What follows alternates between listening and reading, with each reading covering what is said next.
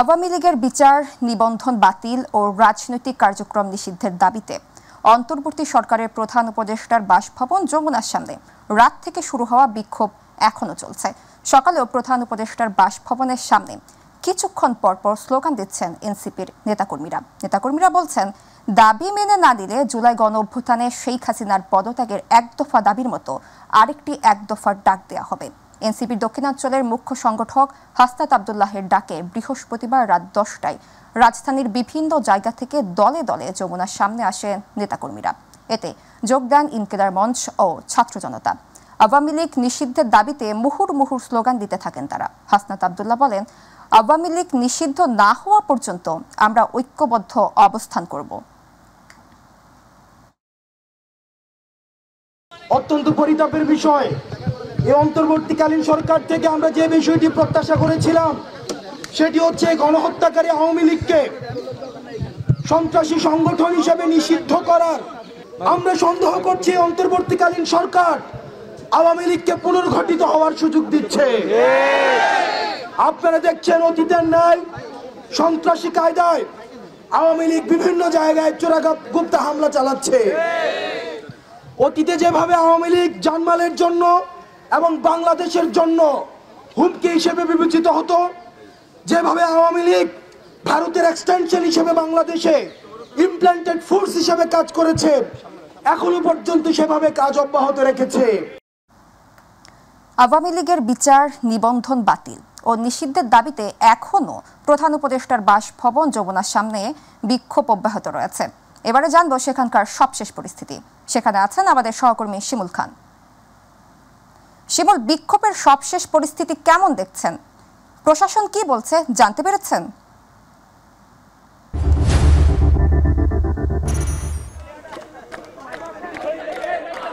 তাবাসসুম, ধন্যবাদ আপনাকে। আমি রয়েছি অন্তর্বর্তী সরকারের প্রধান উপদেষ্টা ডক্টর মোহাম্মদ ইউনূসের বাসভবনের সামনে।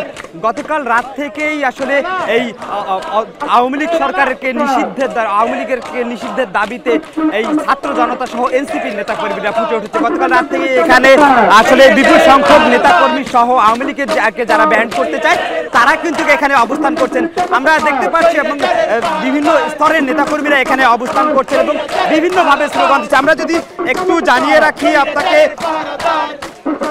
একটু যদি জানিয়ে রাখি, আওয়ামী লীগ নিষিদ্ধের দাবিতে শুক্রবার জুমা নামাজের পর গণজামায়াতের ডাক দিয়েছেন জাতীয় নাগরিক পার্টির দক্ষিণ অঞ্চলের মুখ্য সংগঠক হাসনাত আব্দুল্লাহ। এদিকে সকাল 8টার দিকে জামায়াতের ঢাকা মহানগরের দক্ষিণের সেক্রেটারি শফিকুল ইসলাম মাসুদের নেতৃত্বে কয়েকশো নেতাকর্মী নিয়ে কিন্তু এখানে একত্রতা প্রদর্শন করে। এবং গতকাল রাতের কথা যদি একটু বলে রাখি, এনসিপির পাশাপাশি বিভিন্ন সংগঠনের নেতাকর্মীরাও বিক্ষোভ কর্মসূচিতে অংশ নেয়। রাত 11টার পর হেফাজতে ইসলামের বেশ কিছু নেতাকর্মীরা যমুনার সামনে আসেন এবং রাত 1:30টার দিকে এবি পার্টির কিছু নেতাকর্মীরা যমুনার সামনে এসে এই বিক্ষোভ কর্মসূচিতে একত্রতা পোষণ করেন। আমরা যদি একটু বলে রাখি, অন্তর্বর্তী সরকারের কাছে অন্তর্বর্তী সরকারের দৃষ্টি আকর্ষণ করছেন এবং এনসিপির নেতাকর্মীরা যারা রয়েছেন তারা কিন্তু আসলে আওয়ামী লীগ ব্যান্ড করার দাবিতে বিভিন্ন স্লোগানে কিন্তু এই এলাকাটিতে মুখর করে রেখেছেন। আমরা যদি একটু দেখানোর চেষ্টা করি, আশপাশের যে চিত্র যদি একটু বলার চেষ্টা করবে, মুখে শুধু আওয়ামী লীগ ব্যান্ডের স্লোগানই দিচ্ছেন। আমরা যদি একটু জানতে চাই আপনার কাছে, আসলে এখানে গতকাল রাত থেকে তো অবস্থান করছেন, এখন পর্যন্ত সর্বশেষ আপডেট কি চাচ্ছেন আপনারা? আমরা সেই জুলাই গণঅভ্যুত্থানে আমরা যেভাবে আওয়ামী লীগকে এই দেশ থেকে বিতাড়িত করেছি, আমরা এখন চাই যে আওয়ামী লীগকে একদম দেশের অধ্যাদেশ অনুযায়ী, সংবিধান অনুযায়ী আওয়ামী লীগকে যেন সম্পূর্ণরূপে বাংলাদেশ থেকে নিষিদ্ধ করা হয়, আওয়ামী লীগের রাজনীতিতে নিষিদ্ধ করা হয় এবং আওয়ামী লীগকে আমাদের যে সুষ্ঠু বিচার, এই বিচার প্রক্রিয়ার মাধ্যমে আওয়ামী লীগকে এই দেশের মানুষের সম্মুখে যেন নিষিদ্ধ দাবি ঘোষণা করা হয়।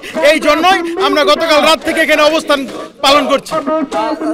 তাবাসসুম, শুনছিলেন আপনি, এনসিপির যারা নেতাকর্মীরা রয়েছেন তারা কিন্তু এই প্রধান উপদেষ্টার বাসভবনের সামনে অবস্থান করছেন। অবস্থান করে কিন্তু আসলে আওয়ামী লীগ ফ্যাসিস্ট আওয়ামী লীগ যে গত 16 বছরে বাংলাদেশে যেসব কর্মকাণ্ড করেছে, হত্যার সাথে জড়িত, গুমের সাথে জড়িত এবং সারা দেশের যে সম্পদ লুট করেছে, সেই সার্বিক আন্দোলনে, অর্থাৎ গত জুলাই মাসে যে হত্যাযজ্ঞ চালিয়েছে তাদেরকে নিষিদ্ধের দাবিতে কিন্তু এই মুহূর্তে ফুটে উঠেছে এই যমুনার সামনে থেকে। এই ছিল আমার কাছ থেকে সর্বশেষ আপডেট যমুনার সামনে থেকে। তাবাসসুম। শিমুল, আপনাকে ধন্যবাদ।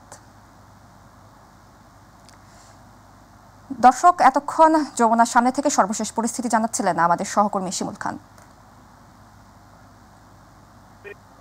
ব্যাপক নাটকীয়তা ও কর্মী সমর্থকদের রাতভর প্রতিরোধের পর অবশেষে গ্রেফতার হয়েছেন নারায়ণগঞ্জ সিটি কর্পোরেশনের সাবেক মেয়র ডক্টর সেলিনা হায়াত আইভি। আজ ভোর 5:45টার দিকে শহরের দেওভোগ এলাকার নিজ বাসভবন চুনকাকুটির থেকে তাকে গ্রেফতার করে পুলিশ। তার বিরুদ্ধে হত্যাসহ একাধিক মামলা রয়েছে বলে জানিয়েছে পুলিশ। বৃহস্পতিবার রাত 11টার দিকে নারায়ণগঞ্জ সদর মডেল থানা পুলিশের একটি দল আইভির দেওভোগের বাড়িতে প্রবেশ করে। সাবেক মেয়রকে গ্রেফতারের খবর ছড়িয়ে পড়লে মুহূর্তেই স্থানীয় বাসিন্দা ও তার দীর্ঘদিনের কর্মী সমর্থকরা বিক্ষুব্ধ হয়ে ওঠেন। তারা আইভির বাসভবনের দিকে যাওয়া 4টি রাস্তায় বাস, ঠেলাগাড়ি ও ভ্যান গাড়ি ফেলে সড়ক অবরোধ করে বিক্ষোভ শুরু করেন। আশপাশের এলাকায় মসজিদের মাইকে ঘোষণা দিয়ে সবাইকে আইভির বাড়ির সামনে জড়ো হওয়ার আহ্বান জানানো হয়।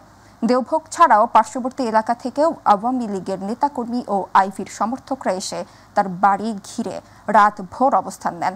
এ সময় বাড়ির ভেতর থেকে নেতাকর্মীদের উদ্দেশ্যে ডক্টর সেলিনা হায়াত আইভি বলেন, দিনের বেলা ছাড়া তিনি পুলিশের সাথে যাবেন না। রাতভর পুলিশ আইভির কর্মী সমর্থকদের সঙ্গে আলোচনা করে পরিস্থিতি নিয়ন্ত্রণে আনার চেষ্টা চালায়। ভোরের দিকে পুলিশের ঊর্ধ্বতন কর্মকর্তা আইভির বাড়িতে প্রবেশ করেন এবং পরে ভোর 5:45টার দিকে তাকে গ্রেফতার করা হয়। তাদের ভালোবাসা, শ্রদ্ধা, সম্মান মনে রাখবো। আমার এলাকাবাসী জানে যে আমি আলী আহমদ চুনকার সন্তান। আমার বাবা সামনে রাজনীতি করেছে, দলমতের ঊর্ধ্বে উঠে রাজনীতি করেছে। আমি আলী আহমদ চুনকার সন্তান। আমার যদি অপরাধ হয়ে থাকে জয় বাংলার, জয় বঙ্গবন্ধু বলার কারণে, তাহলে আমি সেই অপরাধী হতে চাই। এই জন্য যদি আমার বিচার হয় তাহলে বিচার হবে। কিন্তু নারায়ণগঞ্জ শহরে 21 বছর আপনাদেরকে আমি সেবা দিয়েছি। কোনোদিন কেউ বলতে পারবেন না যে আমি কখনো প্রতিহিংসা পরায়ণ হয়ে অন্য কোনো দলের প্রতি আঘাত করেছি অথবা কাউকে আমি কোনো ধরনের বৈষম্য আচরণ করেছি। দলমতের ঊর্ধ্বে উঠে নিজের দলের তারপরে মানুষের কল্যাণে কাজ করার চেষ্টা করেছি। সত্য, মতভেদের সত্য, এই শহরের নারায়ণগঞ্জবাসীর জন্য এমন কোনো জায়গা নেই যেখানে প্রতিবাদ করি নাই। গণতন্ত্র সুরক্ষা ও বৈষম্যহীন দেশ করতে বেগম খালেদা জিয়া আগের মতোই বলিষ্ঠ নেতৃত্ব দেবেন বলে মনে করছেন বিএনপি স্থায়ী কমিটির সদস্য নজরুল ইসলাম খান। আর ঢাকা বিশ্ববিদ্যালয়ের রাষ্ট্রবিজ্ঞান বিভাগের অধ্যাপক ডক্টর সাব্বির আহমেদ বলেছেন, দেশের মানুষের কাছে এই মুহূর্তে খালেদা জিয়া সবচেয়ে বেশি গুরুত্বপূর্ণ ব্যক্তি। আর তার অতীত অভিজ্ঞতা দিয়ে দেশকে সমৃদ্ধির পথে এগিয়ে নিতে কাজ করতে হবে। ইউসুফ আলীর বিশেষ রিপোর্ট। দীর্ঘ 4 মাস উন্নত চিকিৎসা শেষে মঙ্গলবার লন্ডন থেকে দেশে ফেরেন বিএনপি চেয়ারপারসন বেগম খালেদা জিয়া।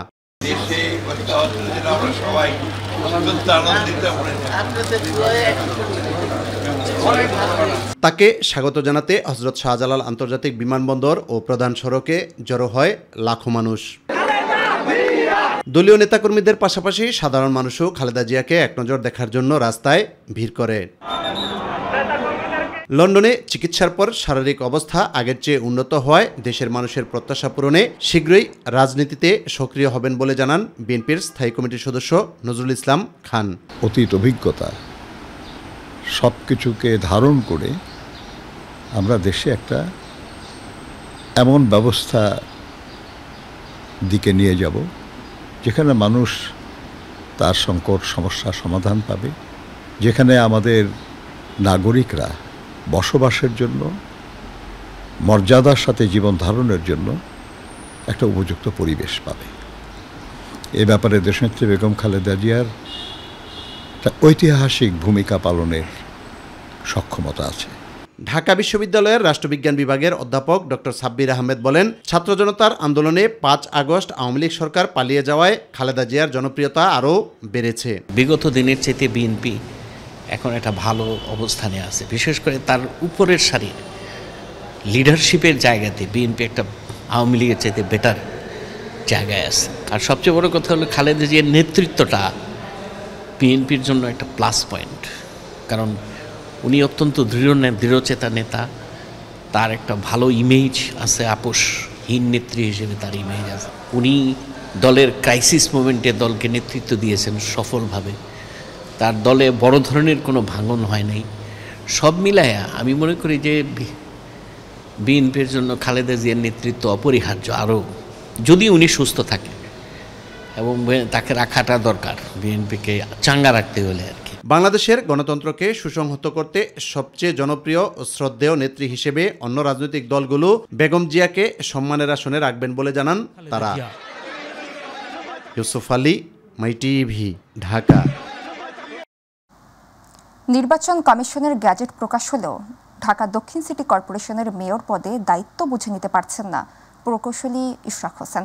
সরকারের গড়িমসির কারণেই দায়িত্ব নিতে পারছেন না বলে অভিযোগ তার। তবে দায়িত্ব নিলে ডিএনসিসির জলাবদ্ধতা, যানজট নিরসন সহ ফুটপাত দখলমুক্ত ও হকারদের পুনর্বাসনের কাজ করবেন বলে জানান তিনি। এছাড়া চাঁদাবাজি মুক্ত করা দৃঢ় প্রত্যয় ব্যক্ত করেন ইশরাক। এস.এম. খোরশেদ আলমের বিশেষ রিপোর্ট। রাজধানীর ঢাকা দক্ষিণ সিটি কর্পোরেশন দেখলে মনে হয় এটি অন্য কিছু নয়, যানজট ও জলাবদ্ধতার শহর। এছাড়া সরকার বদলের সাথে সাথে আগের মেয়র পালিয়ে যাওয়ায় অনেকটাই অভিভাবকহীন হয়ে পড়েছে ঢাকা দক্ষিণ সিটি কর্পোরেশন। প্রশাসক দিয়ে কোনো মতে চলছে দৈনন্দিন কার্যক্রম।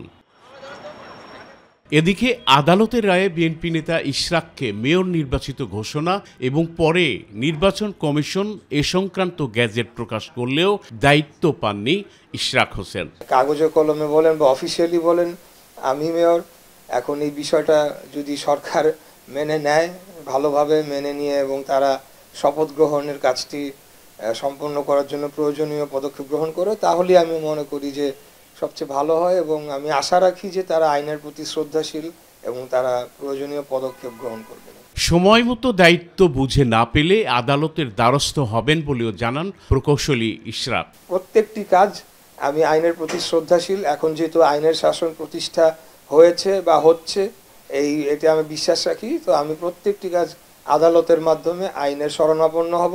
আদালত যা নির্দেশনা দিবে সেটি আমি মানব।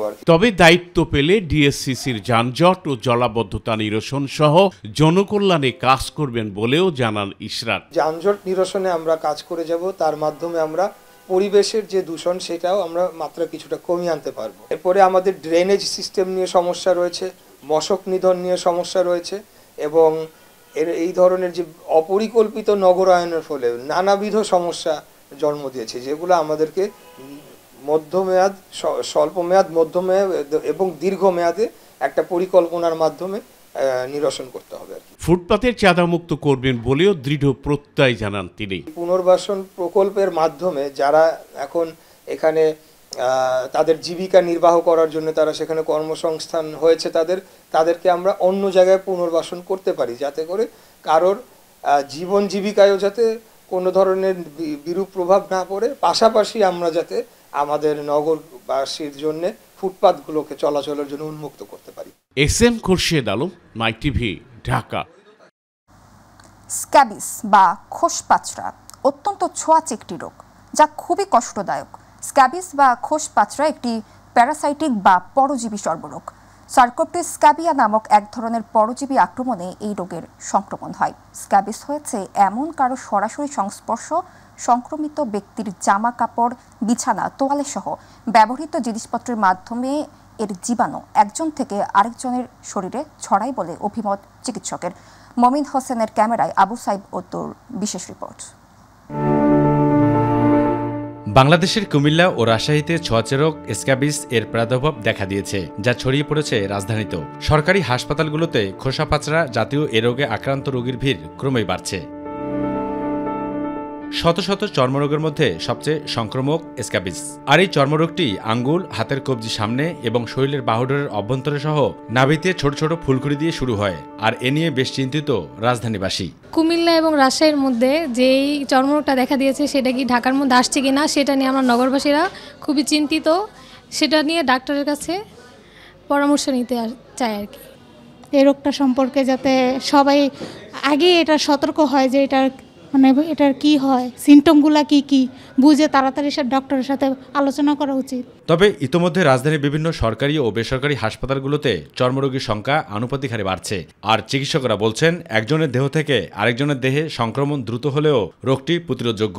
সঠিক চিকিৎসা না হলে স্ক্যাবিসের কারণে কিডনি জটিলতা দেখা দিতে পারে বলে গভীর শঙ্কা প্রকাশ করেন এই চিকিৎসক। সারা দেশে, বিশেষ করে বাংলাদেশের বেশ কয়েকটি জেলাতে চুলকানি হচ্ছে নামের যে রোগটি ছড়াচ্ছে, এটাকে ইংরেজিতে বলা হয় স্ক্যাবিস।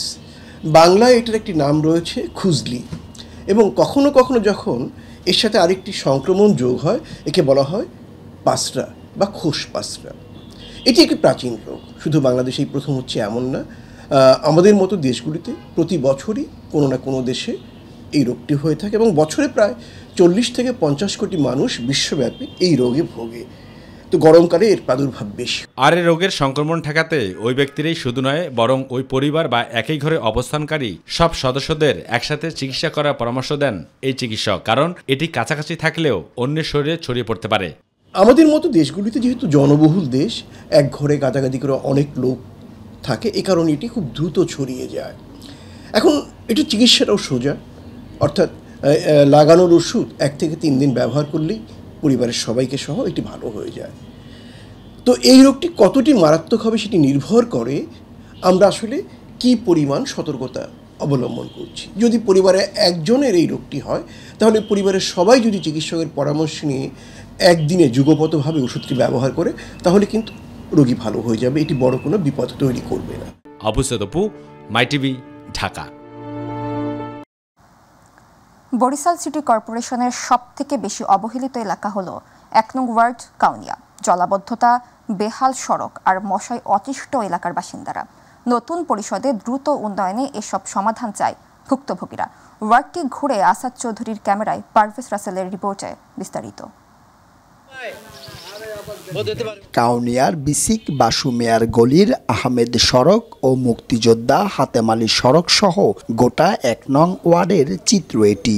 শীত বা শুকনো মৌসুম ছাড়া মুক্তি মেলে না জলাবদ্ধতা থেকে। একদিকে পানিবন্ধী, অন্যদিকে খানাখন্দে বেহাল সড়ক, ভাঙা ড্রেন আর মশার উপদ্রবে অতিষ্ঠ এসব এলাকার বাসিন্দারা। গরম বা শীতকাল না আসলে আমাদের এই পানি রোধ হয় না।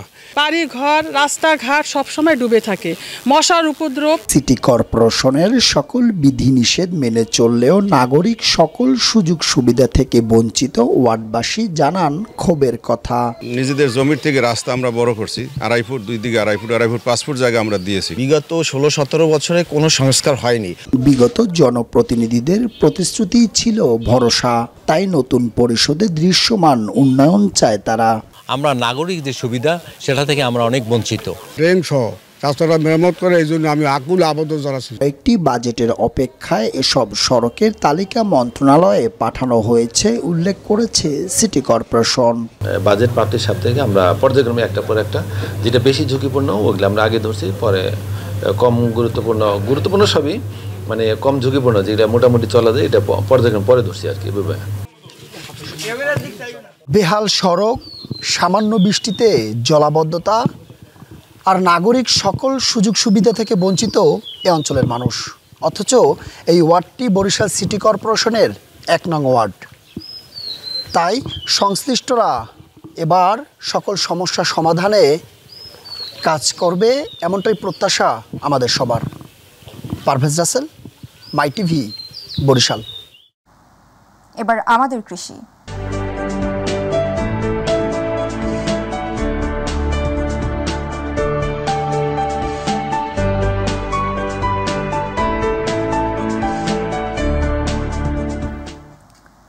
গাইবান্ধার চরাঞ্চলে ভুট্টার বাম্পার ফলন হলেও সংরক্ষণ ও বিক্রয় কেন্দ্র না থাকায় লোকসান গুনছেন চাষিরা। চাষিদের অধিকাংশই চড়া সুদে ঋণ নিয়ে নামমাত্র মূল্যে ভুট্টা বিক্রি করায় লোকসান গুনলেও লাভবান দাদন ব্যবসায়ীরা। জেলা প্রশাসনের থেকে চরাঞ্চলে ভুট্টা উৎপাদনকে জেলার অর্থনৈতিক ফসল হিসেবেও চিহ্নিত করলেও সংরক্ষণ ও বিক্রয় নিয়ে যথাযথ পদক্ষেপ নেই। প্রতিনিধি আফতাব হোসেনের রিপোর্ট, জানাচ্ছেন মিফতাব গালিব। গাইবান্ধা জেলার ব্রহ্মপুত্র যমুনা তিস্তা নদীর চরাঞ্চলে চলতি মৌসুমে 20,000 হেক্টর জমিতে ভুট্টার চাষ হয়েছে। প্রচুর ফলন হলেও চাষিদের চোখে মুখে নেই কোনো স্বস্তি। ভুট্টার বাজার মূল্য না বাড়ায় চড়া সুদের ঋণ নিয়ে বিপাকে চাষিরা। ঘোড়ার গাড়ি, নৌকা, ভ্যানে ভুট্টা বাজারজাত করতে মন প্রতি 200 থেকে 250 টাকা খরচ হলেও বিক্রি হচ্ছে 900 থেকে 1100 টাকায়। মালের দাম বাড়াতে হবে, তাছাড়া আমরা কি করব? আমরা গরিব অসহায়। এত টাকা পয়সা খরচ করলে আবার সুদ করছে, এত দাম কমলে তাহলে কেমন করে বাঁচবে? আরো কামলা খরচ, কেউ কামলা নিজে সব বানাইছে না, ভুট্টা ভুঁইতে আসছে। তো এইভাবে ভুট্টা বেশি যদি ক্ষয়ক্ষতি না হয়, বুঝছেন? আমি ভুট্টার দাম পাই না কোনো, যদি ভুট্টার আমরা দাম পাইতাম তাহলে মনে করো যে তাহলে আমরা কিছুটা লাভবান হতে হইলাম। হয়তো আমরা তো আগে ভুট্টা করতে জানতাম না, করলেও ভালো বেশি পাইতাম না, ভালোভাবে আবাদ করতে জানি না, সার পানি ঠিক মতো দিতে পারি। ভুট্টার আবাদ করতে আসি কোনো খুব অসহায়ের মধ্যে, খুব দুঃখের বিষয়। আমরা সরকারের কোনো অবদান পাচ্ছি।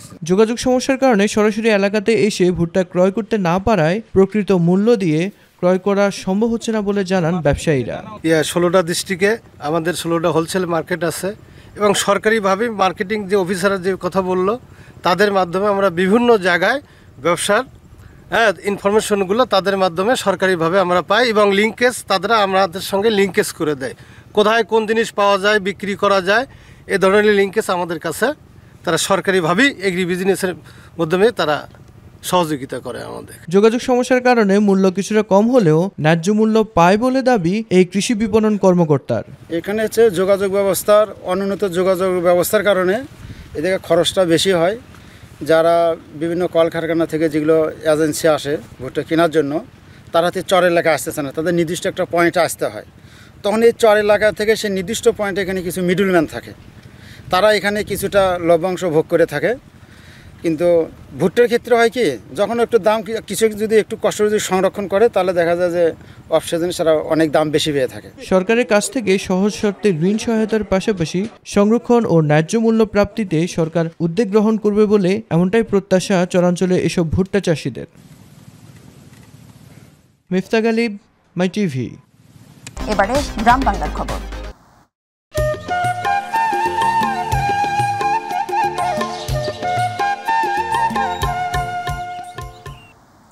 আশুলিয়ায় পরিত্যক্ত অবস্থায় থাকা একটি ব্যাগের ভেতর থেকে পিস্তল, গুলি ও ককটেল সহ বেশ কিছু দেশীয় অস্ত্র উদ্ধার করেছে থানা পুলিশ। বৃহস্পতিবার জামগড়া এলাকার রূপায়ণ মাঠ থেকে পরিত্যক্ত অবস্থায় এসব উদ্ধার করে পুলিশ। পুলিশ জানায়, রূপায়ণ মাঠ এলাকায় একটি বাউন্ডারির ভেতরে কৃষি কাজ করার সময় স্থানীয়রা দেশীয় অস্ত্র সহ একটি ব্যাগ দেখতে পায় এবং তারা পুলিশে খবর দিলে ঘটনাস্থলে থেকে একটি পিস্তল, 2টি সিসার গুলি, বোমা সদৃশ্য 5টি ককটেল ও 2টি দেশীয় অস্ত্র উদ্ধার করা হয়। এ ঘটনায় কেউ গ্রেফতার হয়নি, তবে ঘটনায় জড়িতদের আইনের আওতায় আনার চেষ্টা চলছে বলে জানায় পুলিশ। ঘটনাস্থলে এসে দেখা যায় যে একটা বাউন্ডারি করা জায়গা, যেখানে কোনো বসতি নেই। উক্ত জায়গায় 2টা রামদা, 5টা ককটেল এবং একটা দেশীয় লেদের তৈরি একটা এটাকে পিস্তল সদৃশ্য আর কি পাওয়া গেছে। তো আমরা এগুলো সিজ করব এবং আইনগত যে ব্যবস্থা নেওয়া যায় সেটা আমরা নেওয়ার চেষ্টা করব। দিনাজপুরের পার্বতীপুর বালিকা পাইলট উচ্চ বিদ্যালয়ের পরিচ্ছন্নতা কর্মী রেখা বাসফোরের বিরুদ্ধে নানা অনিয়মের অভিযোগ উঠেছে। নিয়োগবিধি অমান্য করে প্রতিষ্ঠান প্রধানের সহযোগিতায় ভাড়াটে লোক খাটানোর মাধ্যমে কর্মস্থলে না থেকেও বছরের পর বছর সরকারি সকল সুযোগ সুবিধা দিয়ে আসছে ওই কর্মচারী। 2022 সালে নিয়োগের পর থেকেই 4,000 টাকায় রুবিনা বেগম নামে স্থানীয় এক নারীকে ওই পদে নিযুক্ত করে বাড়িতে বসেই বেতন ভাতা নেন রেখা। এদিকে অভিযুক্ত রেখা বাসফোর কর্মস্থলে অনুপস্থিত থাকার কথা স্বীকার করলেও বিষয়টি ধাপা চাপা দেওয়ার চেষ্টা করেন প্রধান শিক্ষক নূর আমিন সরকার। 1 বছর অসুখ ছিলাম, তো আমার পরিবারটা আমি অন্য মানুষকে দিয়েছিলাম কাজটা করার জন্য। সে আমার কাছে আপত্তি একটাই করছে যে স্যার আমি যেহেতু সম্পূর্ণ কাজ সম্পূর্ণ করতে পারতেছি না, এই জন্য আমি সহযোগী হিসাবে একজনকে রাখবো। বাংলাদেশ পরমাণু কৃষি গবেষণা ইনস্টিটিউট আঞ্চলিক গবেষণা কেন্দ্র গাজীপুরের আয়োজনে মাঠ দিবস পালিত হয়েছে।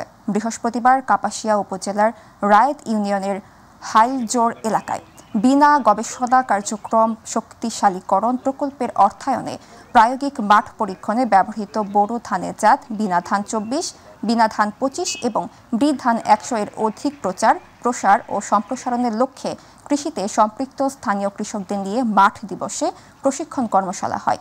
এতে প্রধান অতিথি ছিলেন ময়মনসিংহ বিনার মহাপরিচালক ডক্টর আবুল কালাম আজাদ। বিশেষ অতিথি ছিলেন ময়মনসিংহ বিনা পিএসও এবং প্রধান উদ্ভিদ প্রজনন ডক্টর ফাহমিনা ইয়াসমিন সহ আরও অনেকে। এছাড়াও কৃষিতে সম্পৃক্ত শতাধিক স্থানীয় কৃষানীরা উপস্থিত ছিলেন।